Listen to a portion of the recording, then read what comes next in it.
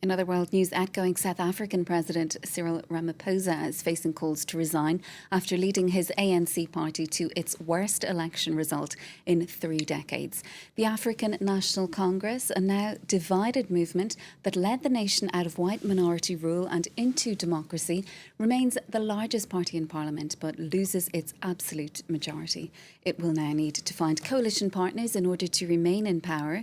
Well, for more on what's likely to happen next, let's cross to our correspondent in Cape Town. An Wetzel is standing by for us. So, Anne, final results formally, they're going to be announced later on this Sunday. But what is the likely future at this stage for Cyril Ramaphosa? And is it inevitable that the ANC will remain in power despite the losses that it suffered? I think the most likely event to come out of this is a coalition government. I doubt that the ANC would go into parliament with its 40% because that would be a constant push and pull when it comes to voting and decision making in the National Assembly. So I think it's most likely it's going to be a power sharing government, but with who? And the issue is, for example, the MK in some ways makes a lot of sense. This is the party of former President Jacob Zuma. But with the animosity between Zuma and Ramaphosa, this is going to be difficult. And in fact, the MK party has now come out and said they might talk with the ANC, but not with the ANC of Ramaphosa. So is the ANC, whatever coalition goes into, going to be with Ramaphosa, without Ramaphosa? In all probability, without Ramaphosa. Then there's, of course, also the EFF. But what would that look like if the EFF, the MK, and if they all got together? That could be a lot of infighting. So unlikely that the ANC and the EFF and the MK would all get into bed together, but MK and EFF, not clear.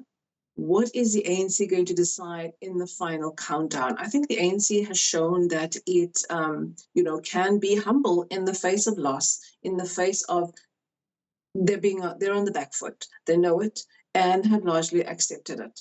They're saying we will talk Gwede, we will talk with anybody and everybody. So that is, a very different ANC to an ANC saying, we will maintain our strong majority. We will win. We have put everything into winning it, and there's no way that we won't win. So definitely a coalition. And just remind us how exactly we've gotten here. Why have people been losing faith with the ANC? So, a lot of people are saying that the ANC has delivered, and yes, they have, but the delivery has been very limited. Let's put it that way. Poverty has deepened. People worry about just the cost of living. The petrol price keeps going up. We have issues with electricity, blackouts. It's been called load shedding because it has to be staggered, but it hasn't been fixed. And that's the problem because we've had it now for more than a decade, maybe approaching two. Poverty, I've said that. Unemployment, jobs, huge issue. The ANC keeps saying it will produce jobs, it will create job opportunities. What is a job opportunity? Where are these jobs? What we do know is more and more people are unemployed, and more of that number of unemployed are the younger unemployed. The number of people who are unemployed and have stopped looking because they've given up, that number is also growing. So these are part of the things: service delivery, sanitation. Besides stable electricity, the grid needs to be bigger. More people need to have access. Education. So there's a long list of things where the ANC can say, well, we have delivered, but you haven't delivered to the extent that delivery was needed or promised. So these are some of the main things where they've basically, in a sense, made it easy for this day to come. A lot of people wanted to vote for the ANC. Wanted the ANC to remain in power because it's the party of liberation. It's the party of Nelson Mandela. A lot of South Africans put a lot of faith into what the ANC had done, but the ANC did not maintain.